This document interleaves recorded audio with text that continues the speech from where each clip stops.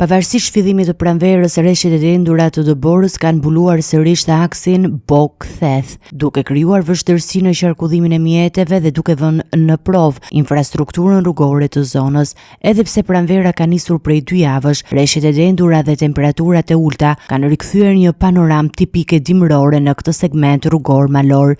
Aktualisht, autoritetet kanë angazhuar mjete borpastruese për pastrimin dhe kriposin e rrugës në mënyrë që të shmanget rreziku i akullit dhe bllokimeve. Pavarësisht këtyre masave, drejtuesit e automjeteve këshillojnë të përdorin zinxhir dhe goma dimrore për të shmangur aksidentet apo vështirësitë në lëvizje. Për shkak të intensitetit të rreshjeve, disa segmente të rrugës janë bërë veçanërisht të rrezikshme, duke kërkuar kujdes të shtuar nga shoferët. Autoritetet përkatëse kanë apeluar për shmangjen e udhëtimeve të panevojshme dhe informimin e qytetarëve mbi gjendjen e rrugës para nisjes. Moti i paqëndrueshëm ka sjellë surpriza të papritura, veçanërisht në zonat malore, duke bërë që situata të monitorohet nga afër për çdo zhvillim të mëtejshëm.